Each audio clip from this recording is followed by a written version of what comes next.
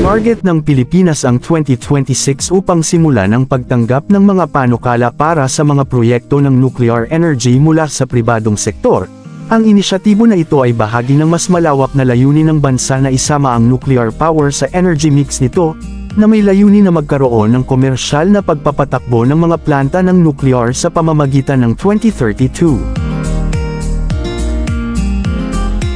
At bago natin ituloy, kung ikaw ay bago pa lang sa aking YouTube channel ay huwag kalimutan mag-subscribe at i-click na rin ang bell icon para lagi kang updated sa mga bago kong upload video. Ang kagawaran ng energy ay nangunguna sa mga pagsisikap na bumuo ng isang legal na balangkas at nuklear na infrastruktura, kabilang ang paglikha ng isang independenteng awtoridad ng regulasyon at pagpapalakas ng suporta sa publiko para sa nuclear energy.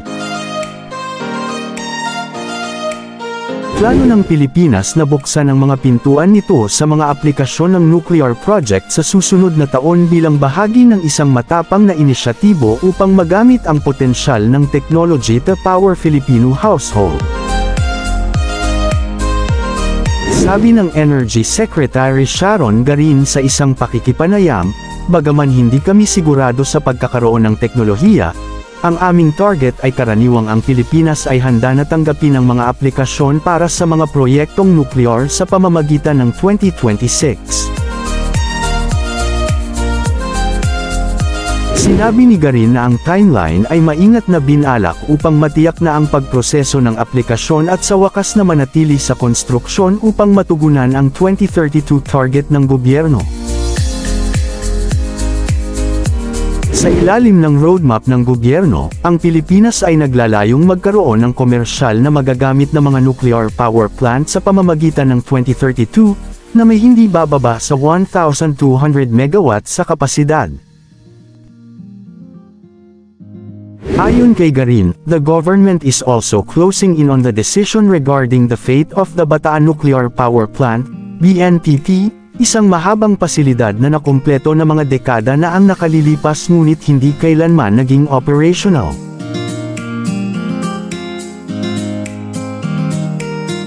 Bukod dito, sinabi ni Garin na ang Department of Energy ay umaasa sa mga resulta ng feasibility study ng South Korea sa potensyal na rehabilitasyon ng BNPP, na inaasahang ilalabas ng Pebrero sa susunod na taon. Mas maaga, nilagdaan ng DOE ang isang Memorandum of Understanding sa Korea Hydro at Nuclear Power Company Limited, KHNP, upang i-unlock ang mga kritikal na impormasyon na gagabay sa Pilipinas sa kurso nito para sa planta ng Bataan. Ang South Korea ay may malalim na kasaysayan sa BNPP kasunod ng mga pag-aaral na isinagawa ng Team Korea na pinangunahan ng KHNP noong 2008 at 2017. Mas maaga sa taong ito, sinabi ng opisyal ng Energy na sinimulan ng ahensya ang pagtatasa ng mga potensyal na site para sa paglawak ng mga pasilidad ng nuclear sa Pilipinas. Ang mga lugar na isinasaalang-alang ay nasa Bulacan, Batangas, Masbate, Palawan at Bataan. Ang pangunahing pamantayan para sa pagpili ng site ay mga lokasyon na matatag sa heograpiya, lalo na ang mga malayo sa mga major fault lines and volcanoes. Ang mga natukoy na lokasyon ay hindi pangwakas ngunit ang mga lugar na sumasailalim sa pagtatasa upang matukoy ang kanilang pagiging angkop. Sa revival ng mothballed Bataan Nuclear Power Plant, sinabi ni Garin na inaasahan nilang makuha ang feasibility study mula sa Korea in February sa susunod na taon. Noong June, pinasasalamatan ni DOE ang paglikha ng PhilAtом, isang bagong katawan ng regulasyon na ipinag-uutos sa ilalim ng Philippine National Nuclear Energy Safety Act, bilang isang milestone na naglalagay ng batayan para sa ligtas na nuclear development. Ang Korea ay isang pangunahing kasosyo sa mga pagsisikap ng nuclear energy ng bansa, na pumirma ng isang kasunduan sa gobyerno noong October 2024 upang i-explore ang kooperasyon, habang ang Meralco, ang pinakamalaking pribadong kumpanya ng pamamahagi ng utility ng bansa, ay nagtap ang mga institusyong Korean para sa pagsasanay sa nuclear engineering at technical collaboration.